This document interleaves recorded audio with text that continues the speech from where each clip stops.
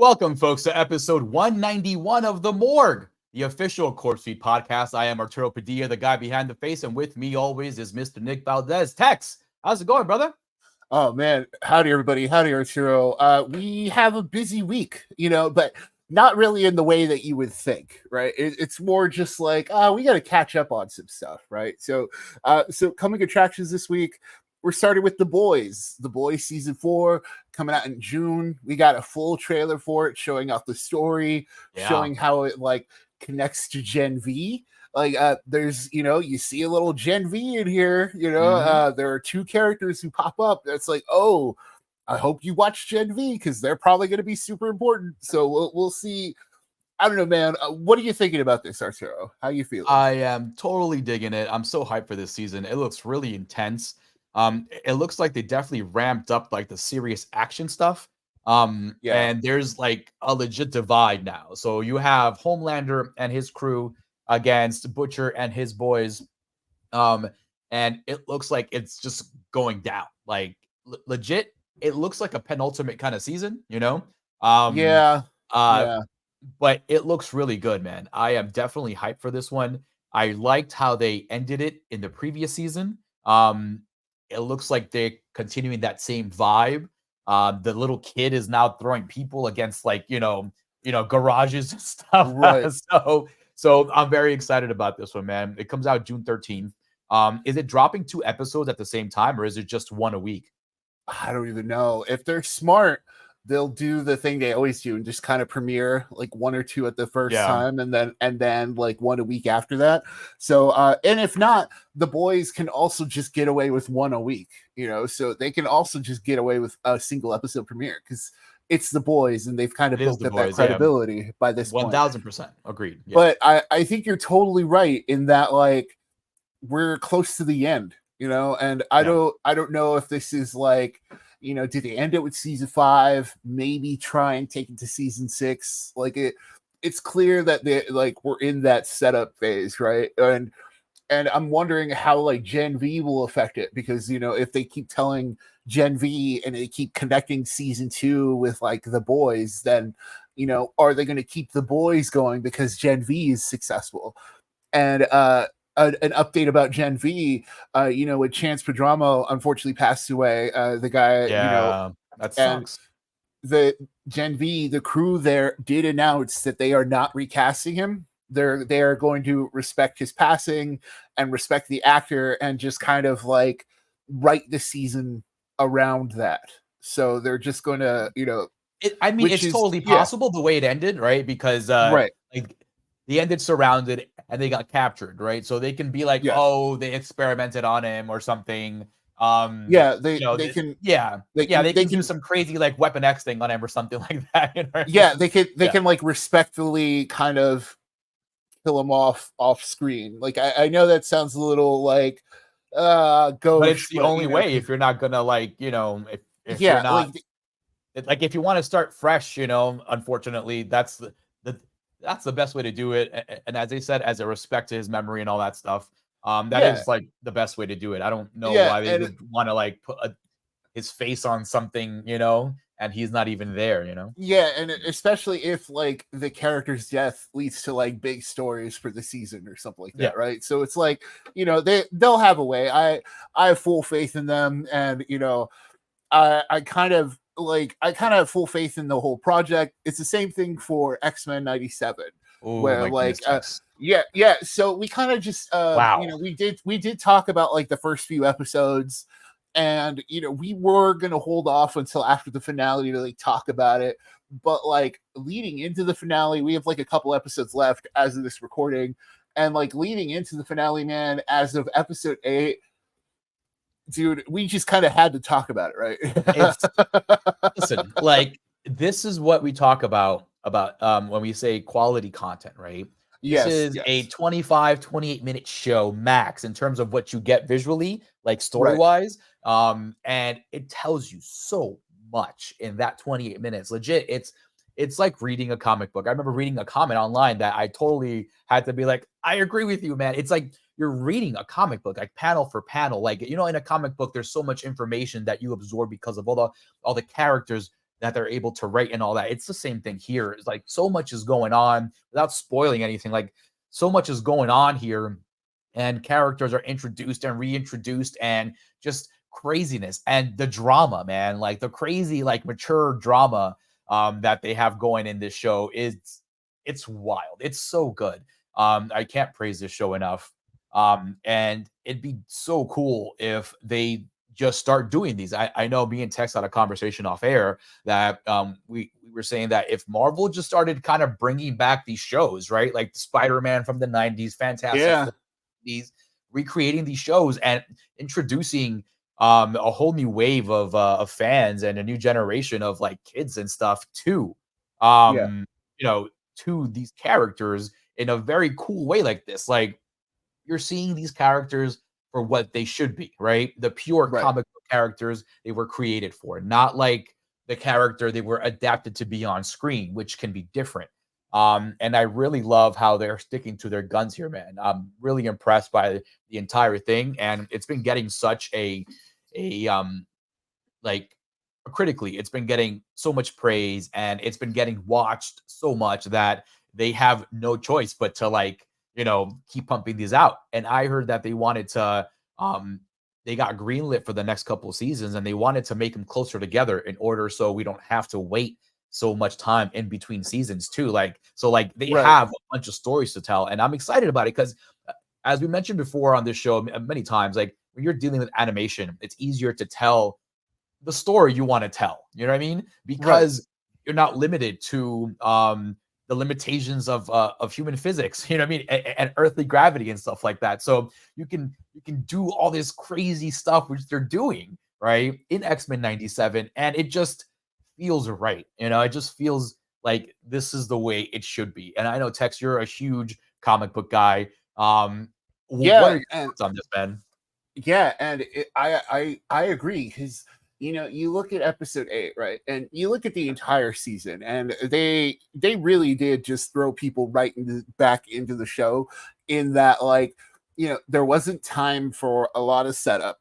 It was, you know, it's assuming that, you know, people watching this did at least have knowledge of like the 90s original, because, you know, there are stories here that continue straight from the finale of that first one.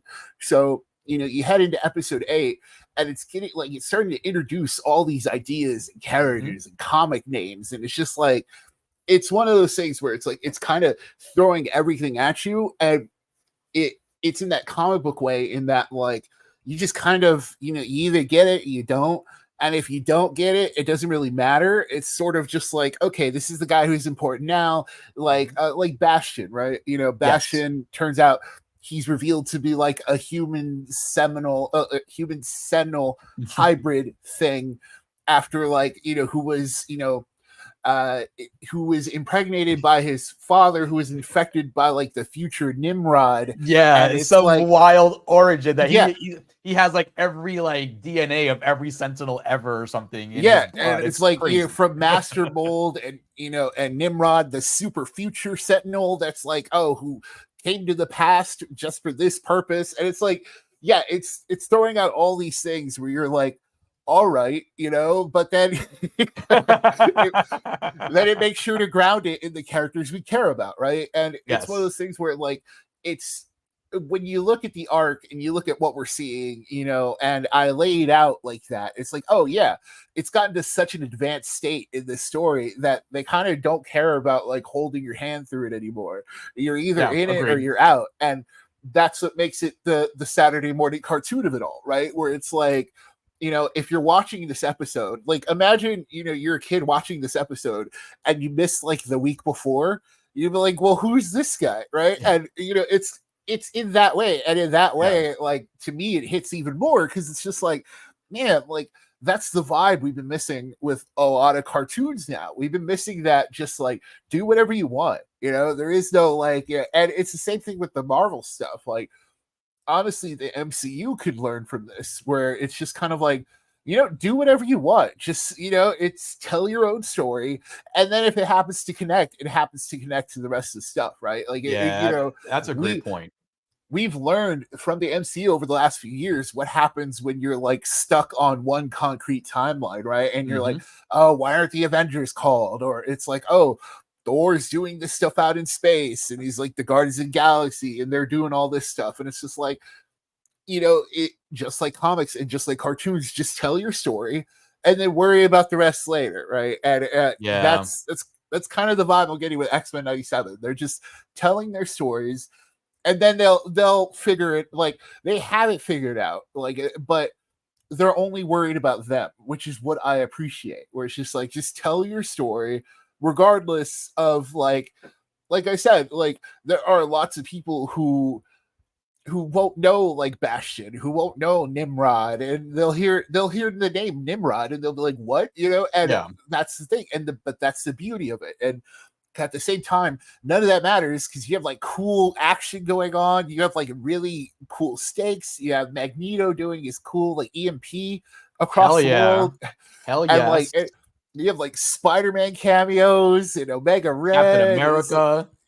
Captain America. We didn't even talk about, like, it's just I'm down. And it's so awesome too, really, because like it's like you were saying, right? Like tell your story, right?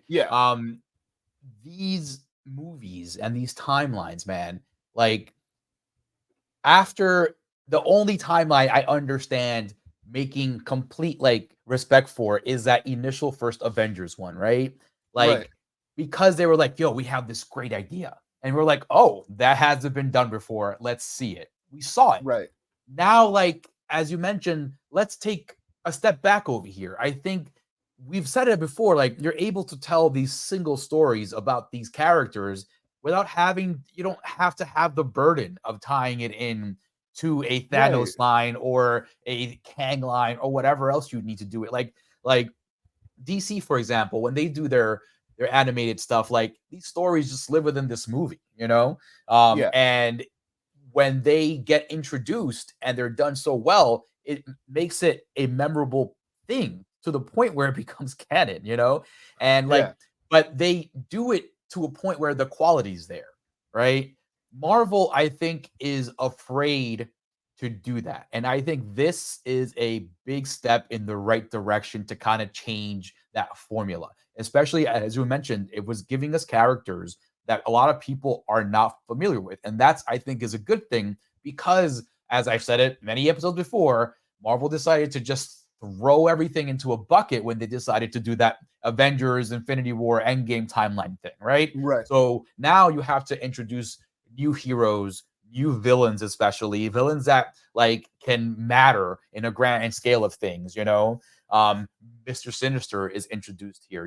He's a huge part of the X-Men world and is a huge villain. So like introducing these characters is a good thing. I really hope they learn from this experience and be like, hey, people are really clicking with this kind of storytelling here. You don't have to really be in it for a 10-year haul, this season is living within this season. What it's been, it was released in March or something, right? Or something like that. And just in 2 months time, you've like completely turned around faith in, in your heroes. It goes back to the central question of like, yo, what did this writer do? Like we won't like, what did this writer do? To, he got kicked out, right? He got kicked off the complete production of the show like a week or two before the premiere, or like a week before the premiere or something. Yeah, like I think the week of premiere. That's why it's like, yo, what did this? Because you watch these episodes and some of the lines are like, yo, like that's. When you hear some of these lines, you're like, man, that is powerful stuff, right? Yes, you got like deep, legit. Yeah, like Magneto in episode 8, the only word he says is enough. And it's like when you think about the entire episode and the fact that he's not speaking and he makes a point to not speak.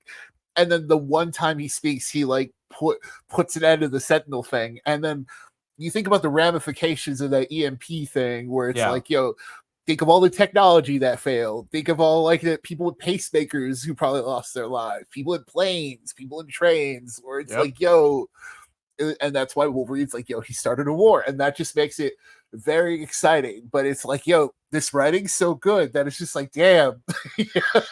Yeah, I am. So, Do you know if this guy's written comics in the past, like actual, like, work I for don't, Marvel or I anything don't like that? know. Like, I don't know, and that's the thing. It sucks because I want to praise his work, but at the same time, I don't know what he did. Yeah, what like, did, what did you do, man? Yeah, what if we find out he did some real terrible things? And because of that, it's like, I will say with the caveat, the writing is good, but but we don't know yet. Yeah, man. But Let's yeah, because it hasn't well, been brought up again. Like, they haven't spoken about it since his release. no, so And we'll he hasn't see. spoken up either. So Yeah, who and it's knows? not like it. Was it contract work? Was it something like that? Who knows? But one thing we do know about, though, moving on to more TV finales, Chucky season 3 officially came to an end. Yes, it did. We previously talked about it when it came back with the final 4 episodes, the first one, and now that it's finished, how you feeling about season 3, like, as a whole, Arturo? How you feeling? You know what, man? I remember I was talking to you on the side about this. I loved the episode before the finale. They completely had me in. I really loved it. I loved everything they did with it. The finale, I don't know how to feel about it completely. It was just crazy. It was a crazy episode. Yeah, A yeah, lot because of a lot of things, a lot of yeah, stuff happens. yeah. And Like, on speaking top of, of that, it's yeah, the X-Men thing, right? Where it's like they just kind of did whatever they wanted, and so this is we're praising X-Men for doing what they want, but then when you get Chucky and doing what it wants, you're like, well, did you go a little far? it's and that's the problem I have, because they were able to somehow tame this madness in the previous episodes, right? Right. And make it very like, okay, I dig it. I like where the story's going. And then I don't know what happened with the finale, Tex. One, I think they either like not either. I think one, they ran out of money for sure, because the graphics and like everything Yeah, in this yeah. A one lot of looks really subpar, man, compared to the rest of the season and right. the other seasons too. That honestly was a huge like off-putting element to me, which I was like, whoa, what just happened with the production of this show? That it kind of reminded you it's a TV show, right? And and Too like much, right? Like, yeah, it yeah, reminded me too much that it was a TV show, but it's regardless, though, that just the lack of quality in terms of what we got, I was just really surprised because I expected a little more. I don't know, Tex. yeah. I wasn't too happy with the ending of this season, because they really I had me think going before. Yeah, I think it's wild to say that in a season where he nukes the North Pole, that Yes. the finale goes even wilder than that, right? And like, story wise, I was really into a lot of the ideas, right? You get Chucky himself in the spirit world. They've been teasing spirit world stuff. You get a lot of that. You finally get to like have Brad Dourif kind of like actually perform as Charles Lee Ray for the Yeah. first time in like a long time, and you have all the previous Chuckies there too, and he gets to have on-screen time with his daughter for the first time. Like, that was the first time that they've ever acted in the same scene Yeah. together. So stuff like that I appreciate, in terms of like being like a Child's Play lore fan, right? Where it's like, yeah, I'm glad you got to do these things, got to have these bits of fan service for yourself and for your own franchise. But at the same time, did it go too far a bit this time? And I think so. But at the same time, when it came to like the ending itself, I like where it ended things, to the fact that, like, if we never get a season 4 and we kind of just eventually get the movie, this kind of is a good ending to the series. Like, you get Chucky and Tiffany, be like winning at the end of the day, getting their doll bodies back, and Yeah. to me, that kind of feels right. Like it's like I know because like it's back to the status quo, right? It's back to Chucky and Tiffany being back to the crazy killer dolls, which we know and love.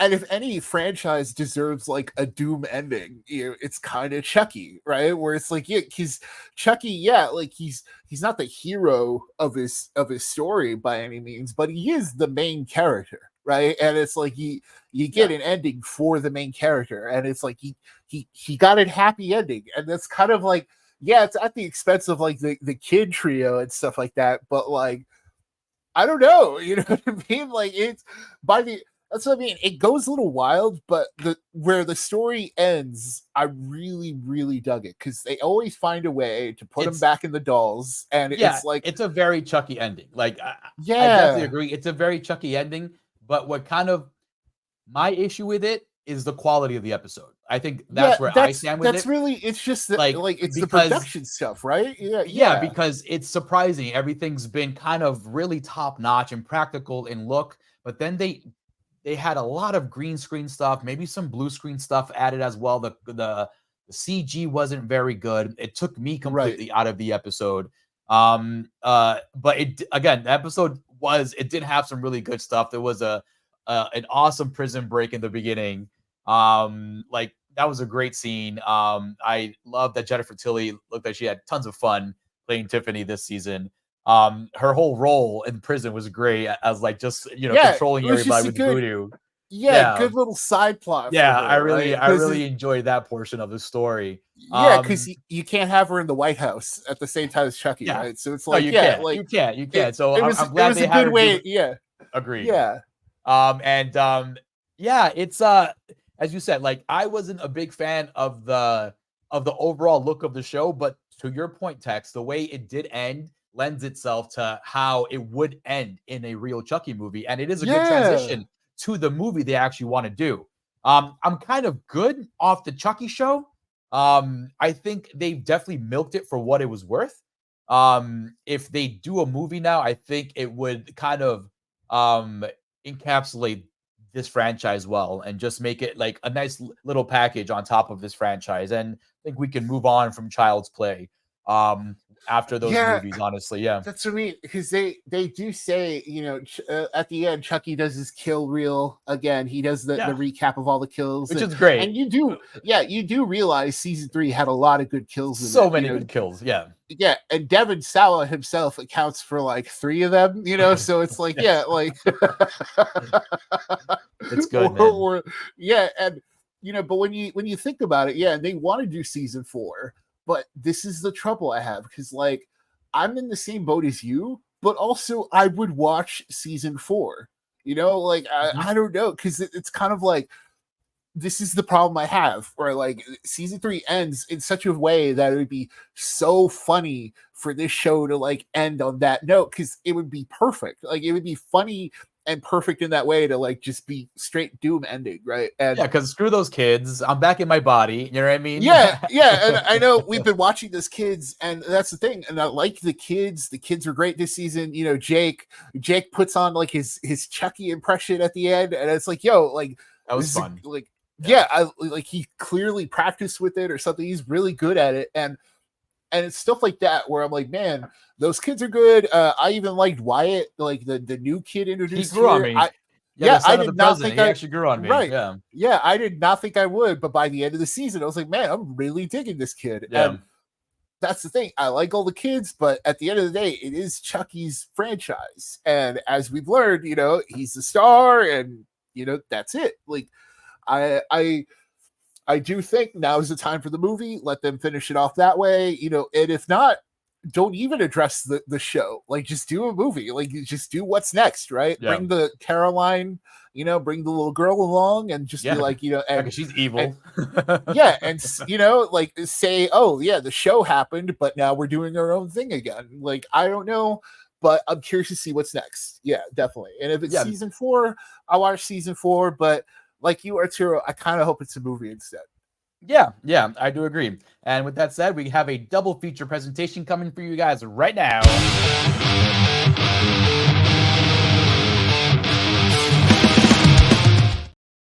And we're back, folks. We have a double feature presentation with you guys, for you guys today. And the first one up is Ryan Gosling's The Fall Guy. So just before we get into the movie, you know how we do this. Pay for it, wait for it, stay away from it. Tex, what say you for these folks? I would say, pay for it. Once again, self-explanatory. Go pay to see it as soon as possible. Wait for it to hit on like where you can see it comfortably. Wait for it to rental, streaming, whatever have you. Stay away from it. Also self-explanatory. Don't see it. I would say wait for it, kind of, and then further for the buddies at home and for the Morgue specifically. It's in that wait for it. Kind of like you're not missing out on anything if you stay away from it. I do have to say, like, unfortunately, I get it, right? You say, oh, big movies, original movies in theaters, go support them. This is why we don't have originals, and it's not making its money back, and this is why Hollywood won't make original movies. I'm sorry to say, this is why Hollywood doesn't make original movies. It's like, ouch. Ouch. You're not going to get, like, if you don't get people to see it in theaters, they know they're going to be able to watch it at home. Like, this is, when watching this, I felt really bad because some of the stuff is well done. But then there are some moments where I'm like, man, this really feels like a Prime Video release. Like, I really could have just sat at home and watched this on Prime. or like, this really feels like an Apple TV movie, something like that, because they're at that level now where they can do all this stuff and be like big budget movies, but at the same time, because the quality looks good, right? Yeah, like, it's a good looking movie at some points. Some points it's not, but at sometimes it's a really good looking movie. It composes its shots well. It does its action well. It does what it wants to well. It succeeds. It does the technical stuff very well, because it's supposed to. Like, that's the point of the movie too, 1000% agree. But at the end of the day, the whole time I was watching, I was like, man, this is really gonna hit on streaming, because I felt the entire time like people are gonna watch this at home, And unfortunately, Tex, the box office agreed with your statement there. I think it just made $29 million on opening weekend, and it had a budget of over $138 million. That's rough, man. Support original movies, but yeah, I get it. But we do what we can. You and I both bought tickets to this thing. But, I actually went with my wife to this movie. She enjoyed the hell out of this movie. I'm gonna rate it as a soft pay for it. Only because my vision of this movie, I don't think I'm the audience for this movie. So I am giving it a little bit of some kind of like leeway, right? Yes, yeah. Kind of what do they call it? One of those inflatable things the stuntmen fall on. Yeah, I'm giving it a padding, right? Because I recognize my taste in movies. I walked into this thing kind of expecting a little bit more. Maybe I knew it was a rom-com, right? Of some sort. I knew it was heavy in action, but it didn't really hit for me the way it should have. I think I thought it was a little long. A little long. I did like it, but I just felt that it was just so long. But then I'm thinking back at it again with unbiased eyes, and I'm like, it felt long, but what would I cut from here so the average viewer can have a better experience? And I'm like, I don't know, because my wife made a good point. The whole thing was to kind of make sure we understand the relationship between these people better, right? So there are a lot of moments here that I think are just kind of fluffy, that just matter in terms of building their relationship, which I'm like, okay, I get it. But I still feel it was long, man. Yeah, and see, dude. That's the thing. I don't think I'm the audience either, but I also like rom-coms. Like, I watch a lot of them. I've seen a lot of them in the past. I grew up with romantic comedies. Like, you don't think stuff is romantic comedy until you think back on it, right? Like Adam Sandler movies. So many of them are rom-coms, right? And and here it was kind of the same thing. It's billed as like this action romance comedy thing, right? And my thing is, yeah, it feels long, and I get it. Like, yeah, it's setting up the romance, but so much of it is missing that comedy. And for me, like, I laughed like one time, I think, towards the end. Like, and that's the thing. I'm not trying to be like above it. You know me and the buddies no, that of course, know me by now. Like, I'm sitting there like trying to enjoy this movie, right? And we're the every folk, you know. yes, like I'm sitting here trying to enjoy this movie, and Yeah, it does not give me a lot of chances to. And it's not that. It's not that the romance was the issue, because that's the thing. I'm gonna sit here and also praise it for that romance. Like, it pulls that off well. And because of Gosling, though. Because of Gosling. If Gosling was not as talented as he is, that romance would not have worked. Because it's in those little moments that you're like, damn, you're so good at acting that you're charming. He's literally carrying it for both of them, because Emily Blunt, like, she's good, but she's not fine. Like she's fine in this movie. That's the way to do it. I wouldn't say like, good because it doesn't listen. She's a great actress. Go watch Oppenheimer. She doesn't have much in that movie, but when she does like speak, you're like, holy crap, she's awesome. Like, in this movie, I feel that the role, it wasn't as strong for her, but it was a Ryan Gosling diminutive. Yes, it's diminutive. It's the rom-com heroine. Like, she's basically just the person to like, because Gosling is there to save her movie, right? Pretty much. And I do like the fact that, because of their shared past in the beginning, they basically start the movie off very prickly. They've had the romance already, and they start off on a different foot than you would expect. And that's the thing. Like, I like the story itself. Like, in concept, on paper, it all, I get why the choices they made were made. Agreed. And the cast themselves, I like every person in it, but I don't like a lot of what they're saying or doing, if that makes any sense, right? Or it's like, I agree. It's very personality driven, which is fine. Like, it's good, but it doesn't make for like that compelling of an experience to me. It is to text. Like to your point, you're absolutely right. Like, the moments I felt were like, oh my god, like I'm in it, were legit Gosling moments. And then in the third act, when Aaron Taylor Johnson actually shows up, and we have the back and forth, and you're like, oh, Taylor Johnson's good as well, because he plays such you're like, good, asshole in this movie. Yes, that is 1000% the same reaction I had. We're like, oh, this is the movie that has been advertised the entire time. This is the movie I want to see, where Ryan Gosling's using his stunt skills to survive, and survive being shot at and stuff like that. There's a fun Miami Vice kind of like through line and joke, right? And and when it comes to that, when it comes to stuff they advertise that they wanted to do well, they did it well. Like, the stunts, very well performed. Like, listen, it kind of had to be for this, right? That's why I'm calling it a soft pay for it, because there are things visually that I was like, whoa, that is some killer stunt work. And like, that's the point of this movie, is to make sure that everything looks like on point with that kind of stuff.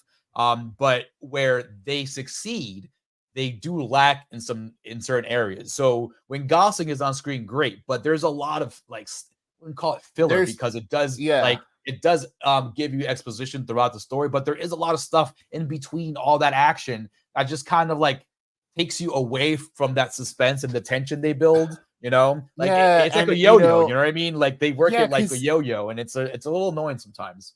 Yeah, because some of it feels so generic, right? Like, let's go to karaoke. Let's, blah, blah, blah, blah, blah. And, and the jokes, and once again, the jokes don't really hit. There are jokes in this movie, but to me, like, that's my whole point. I'm like, the romance is fine. I'm like, but I was like, where's the comedy? I don't recall any jokes either at all. Like, afterwards, I don't, like, the only times I found really kind of, laughable moments, but I'm not sure if they were supposed to be jokes, was when Gosling and Duke were just going like back and forth with like movie quotes, yeah, right? with Before the they were movie fighting. lines. Yeah, I'm like, that's cool. I dig that. Yeah, we need more of that. Yes, and that's the stuff I love. Like, yes. and this is the part of like the personality driven thing, right? Where like it feels like, yeah, like that's a very good relationship that they kind of formed, and it's very well performed by the two of them, because it's like, you know, whether it's in the script or not, part of me thinks, oh, you know, they kind of throw action lines at each other, and I dug that. And that's the thing.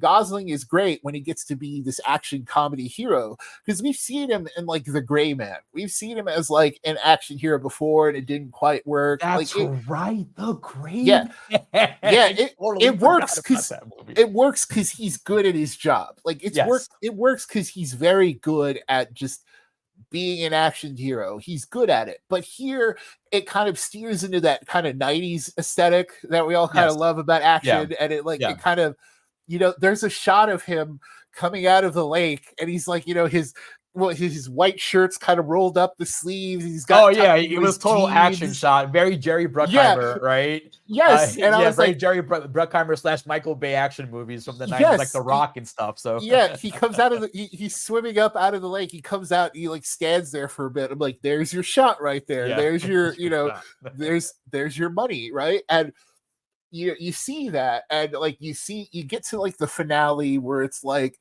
you know, it's very like pro stuntmen, you know, because there's a line early on the movie where, oh, is there an Oscar for stunts? And then he's like, oh no, and it's like, okay, it's a tongue-in-cheek kind of thing, wink wink to the, you know, to the Hollywood stunt community. And like, in that sense, like the movie does what it needs to, right? It's like, yeah, it makes you appreciate stuntmen, you know, because they play a big role in the finale. And I like how that final act is put together, because it's very meta in that, like, yeah, we get all the big stunts you hope to see in like an action movie, but we see it set up, and there's a lot of importance like built into like how these people set up the things, right? Yeah, agree. It's very meta, and it's very 90s too. You know what that reminds me of? It reminds me of a Pee-wee's Big Adventure, you know, where he's like driving down the, you know, studio lot, and everything's just going off. You see the Godzilla monster and stuff, and like there's actual like movie making going on in the background while there's this action. He's being chased around. It reminded me a lot of that stuff from the 90s. And that really works. Like that last act really made up for a lot of the boring stuff in the movie, because that's when you have Aaron Taylor Johnson on screen, which honestly, like in retrospect, you needed him more on screen. Like even if not on the phone, or just like his character was just this fun Hollywood kind of annoying guy, and I think he did a good job at that. And when he was on screen, like I thought it was comical. I'm like, this guy, you know, he knows how to be a good ticket. You know what I mean? So yes, I kind of wish we got more of him a little sooner. But it's just hilarious. He was hanging out in that boat the entire time while they were looking for him. He was like there the entire freaking time. But just to wrap up my end of things, I still say it's a soft pay for it, because it looks good on screen. You get really good Gosling stuff, and he drives this movie. If you're a Gosling fan, I would say go watch this thing, because this is Gosling at his best. Honestly, he's not the brooding Gosling or anything like that. You get the happy-go-lucky Gosling.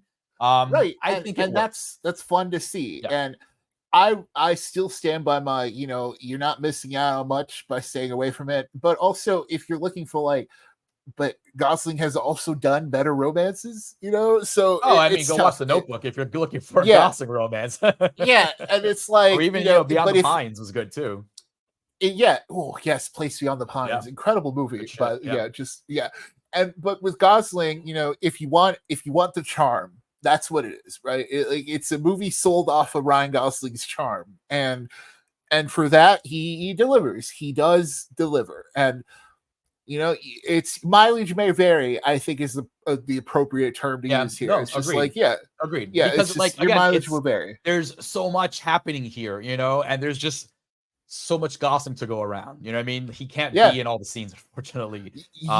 And you know, third act was great. I loved it, you know, but support original movies. It goes back to that, I guess, right? But you know, you and I support as many movies as we can financially. That's so perfectly. It's not us here. We are supporting original movies. But that being said, try and give us something quality. And that brings me to our main headliner of the day here and our main feature presentation, the one, the only Tarot. Oh my God, Tex. Off the bat, just before I even get cute with it, stay away from this thing. That's my whole review. Stay away from it. Trust me. Yeah. Spoiler free. Our spoiler free take on it. I do unfortunately agree. Is to stay away from it. It's kind of like, this one is also one that will get a lot of views on streaming around the October. Like by the time it's on, by the time it's like on what studio is this? I don't remember. Like it's going to be on like Hulu or something, like on Peacock or wherever it ends up. That. It's going to get a lot of views around October when people are looking for scary movies. And this is kind of like the perfect one of those where, people like, I hate like when I went, of one of those movies, like those generic, let's see a spooky movie in Halloween time. And for, I know the buddies at home expect more. And for you buddies, it is definitely a stay away from it, right? Like that's the thing. It's perfect for when I went to see it. There were like 3 groups of like people who also saw it at the same time. Went at like a Friday morning, and for them, I think they were having a good time. So I was like, okay, it's clearly just one of those. Like it's like a Ouija. It's like a I took my 12-year-old to this, right? She was not impressed, and she was like, "Wow, yeah, yo, I'd rather watch Imaginary." So man, go back and check out our review of Imaginary to see how go back and check out Imaginary. This is a good segue. How his child, to understand how his child buried this movie right now. Okay, so just with that said, this movie does do some good things, and it is in the monster design. That is why it got the 3 it got from me. I gave it a 3 out of 10. I know you guys already saw my review up on YouTube and all that, and on Instagram. I was not impressed at all by anything in this movie except the monster design. The story, man, was just not good, dude. Like the story here was so subpar that it just dragged everything down. And the story and the actors, no good. Like honestly, there's no good. That was the main reason why I think this thing didn't work. Primarily, I understand, Hollywood likes to greenlight a lot of shitty stories, right? But at least the actors try their best, right? And this one, no, like the main actress that we get, I forget what her name is. Terrible. Like terrible. She's not good, and she's not good. Like she has to carry. And then her ex-boyfriend, he's not good either. Like he had a couple times where he was like, okay, you seem like you get it, but then there's some scenes where there's supposed to be grief happening, and I'm like, you guys are the worst cast of characters I've seen in a long time. That's what I mean. There's even like a weird police scene where it's like, oh, well, why did you even take that tangent in the first place, right? Because like setting the table, setting the table for tarot. Setting the table for tarot. So it's this group of kids, renting out a cabin, Airbnb style. They run out of booze. They look through the house and they find a set of tarot cards. And one of the things is like, oh, well, don't read someone's future with someone else's cards. Okay, whatever. Like, it's like, I'm willing to like buy into that. All right. For the universe of this movie, I'm like, fine. Okay. The main girl is, she started reading futures because her mom was sick and she got really into tarot for whatever reason. She reads everyone's futures. She's freaking Walter Mercado for all we know with her expertise. Jesus. Yeah, she reads everyone's futures. Then they find out that these cards are coming to life and killing them. Turns out this deck of cards belonged to an astrologer. I will say that an astrologer who like worked for like some dude who predicted the dude's wife's death. Then he killed her daughter. She gets so mad, she curses the cards. And because of that, they kill anybody who reads their fortunes with them or whatever. It's such like, it's so convoluted in the setup.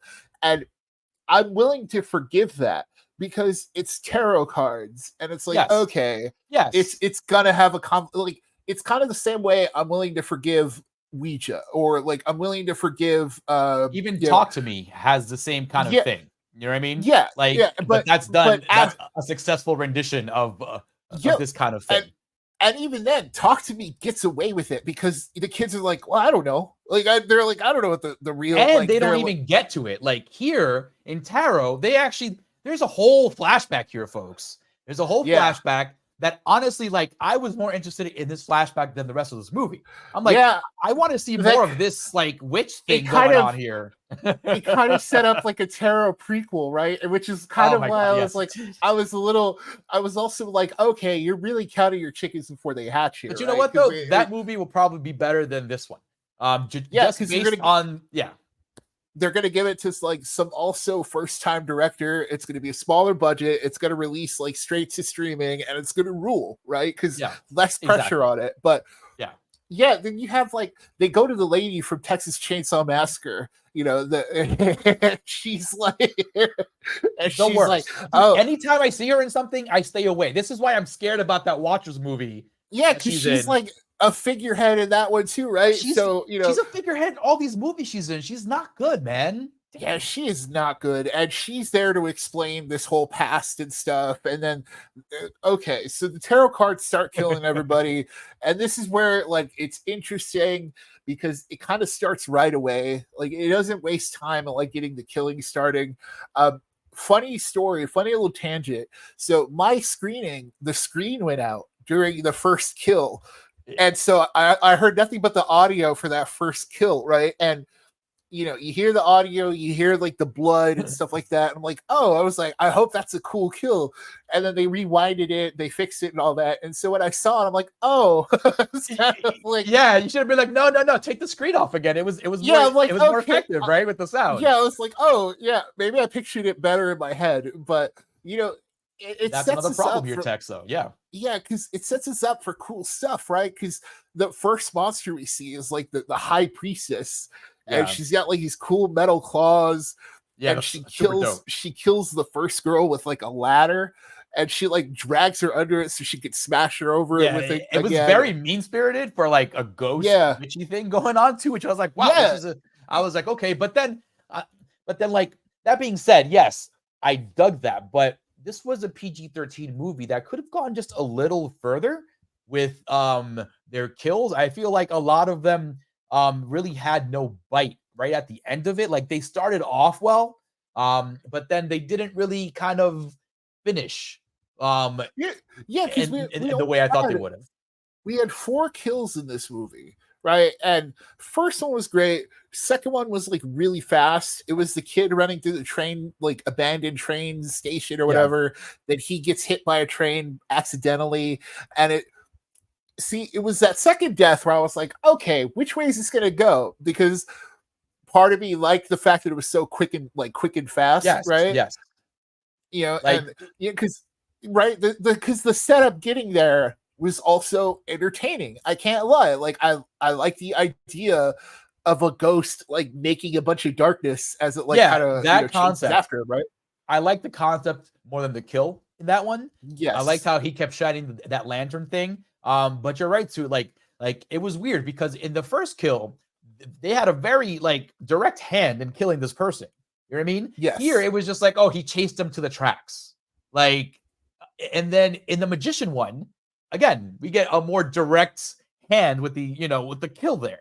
You know? Yes. And then there is one that doesn't happen, which I have a huge problem with. And so okay, let's talk about continue with the yes, because I kind of want to praise the magician a little bit more just before we get to like just in case we forget about it, before we start complaining more about how it all ends, right?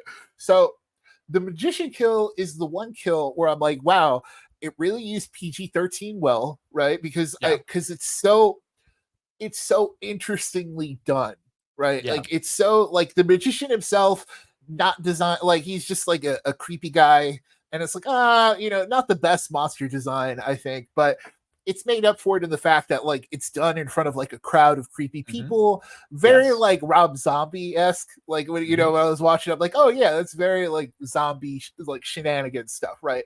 And they're all watching her death, and like she gets put into like a box, and like or she runs into a box, and then she gets cut in half. But like the setup is so cool because she's like, she can only see through like the keyhole in it. And then like you see the saw coming through, and you see it coming down, and you're like, oh, it all kind of works together in that like you don't really need to see gore. I think that was the one time where I was like, you get it there. But you know what would have been cool though? A little blood spilling, it wouldn't hurt. But a little bit of like on her face or something, right? Just a little bit of like a splash will spray, I'm not saying show me guts or anything. It's PG-13. I don't expect that, but a little more bite when it comes to the impact of the kill. But okay, like just how shitty this movie is. Honestly, so let's get to the really there's bad stuff, right? There's I don't even know how to explain it, Tex, because like how do you even put that in the movie? Like it's like it's literally wasted time, because one character, Ned from Far From Home, I'm not a fan of. I'm becoming less and less of a fan of that dude outside of Spider-Man.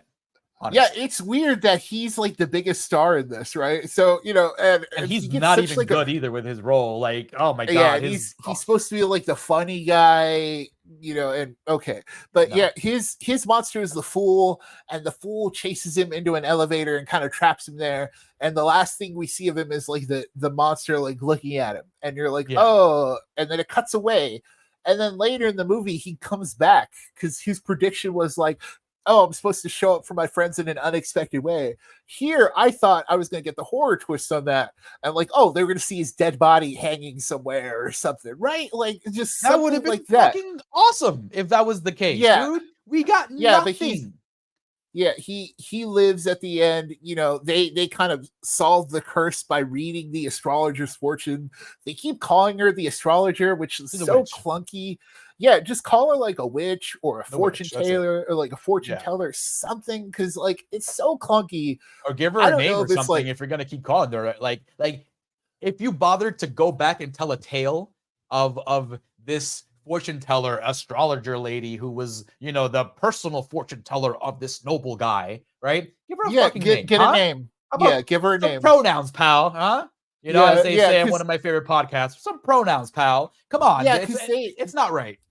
Yeah, because they keep saying astrologer, which is like, I don't know if it's because it's like the correct term to use for this. Astrologer sounds like one of the monsters, right? It's like, oh, the astrologer. Yeah. That sounds like one of the cards or something, man. And it's so clunky to hear characters say it like that, where it's like, yo, you can't it's a witch. It's it's a witch. It's literally a witch. She literally, like, after they kill her daughter, which again, this is why that story is more interesting. They actually they blame her of witchcraft because the noble man's wife, dies during childbirth, and the child dies as well. So they go after her, as we said earlier, and they kill her daughter. They hang her daughter, which is like, whoa. And then it's brutal. It's super brutal. She does this crazy witch ritual, which she has to sacrifice herself in order to curse these cards. That's the freaking story here. You know what I mean? That is the interesting story. Yeah, and by the end of it, they kind of defeat her, and it's just like, all right, and then it kind of ends in a weird way too, where it's like it ends on a joke, because it's like, oh, well, how did you survive the Fool or whatever? And it's like, oh, my roommate came to Todd. Todd opened the door, and I'm like, what? You were expecting to That's when I thought it was gonna take a Nightmare on Elm Street turn, where at the end, oh, Freddy's still alive, and he just you guys are just in his brain or whatever. Yeah, I thought he was gonna be the Fool or something, dressed up as none of that happens. And then you get that awkward scene where that quote unquote roommate Todd opens up, and it looks like something's gonna happen, and it doesn't.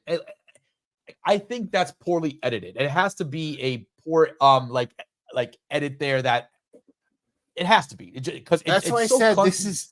This is one of those. Not right.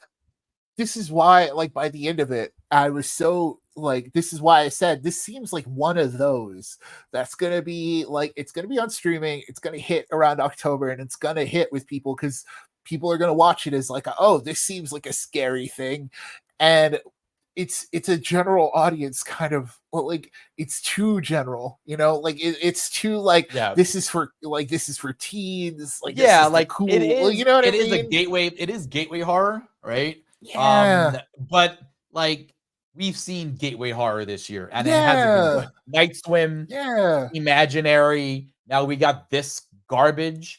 Like gateway horror is like no. If you want a gateway horror, just tell the kids to go watch like Beetlejuice or Gremlins from the 80s or Ghostbusters or something. Stop with that other nonsense. Watch a good movie. Watch honestly, watch Talk to Me. If you want gateway horror, but also like some real horror, You know what? No text. I'm gonna go go with Ouija 2. It's less intense, right? Yeah, and it's still because Talk to Me less intense. Talk to Me has like some Talk to Me has some like wild visuals, so I get it. Yeah, it does. Yeah, but like, but Ouija 2 was done very well.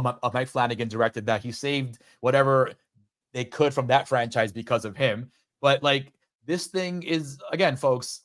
Just stay away from it. It's not good. They have monster designs, but everything else I feel is just absolutely executed to the like lowest level in this movie. Unfortunately, it's a movie I almost forgot was coming out. Like, they were like, "Oh, we're doing Fall Guy this weekend." I'm like, "Oh, we have Tarot." yeah. Just as a side before we wrap it up, like I was like, Arturo, are we just talking about Fall Guy? That doesn't seem right. And you're like, oh, I'm going to see Tarot tonight. I'm like, oh yeah. So that kind of tells you all you need to know about Tarot. Like, just you're fine if you don't watch it. Just wait for Planet of the Apes. Hopefully that comes through. Go watch watch. I hope Ouija so because that's almost 3 hours. I hope it does. Yeah, watch Ouija 2 instead. Like Arturo said, as like a good like if you want a good board game turned monster thing, watch Ouija 2. Yeah, or go watch Jumanji. How about that? Yeah, go watch a good board game movie. Go watch Jumanji, folks. All right. I remember this is episode 191 of the Morgue, the official CorpseFeed podcast. I am Arturo Padilla, the guy behind the face, and with me always is Mr. Nick Valdez. A big shout out goes to Delvirus for the Morgue title and all the awesome artwork you see before you. We do have new artwork brought to you by CorpseFeed himself. And a big shout out goes to you guys for listening. We see you guys listening. We have 190 episodes for you guys anywhere you get your podcast streams. We also have the last 2 years worth of podcasts up on YouTube for you guys to check us out, rate, subscribe, like, share, all that good stuff. We are on all the socials as well. Go like, subscribe, and share. Go to the YouTube page. Go subscribe there. Most importantly, that's where we drop all this beautiful content for you lovely people to see. And remember, folks, it's a scary world out there, but we are here to walk you through it.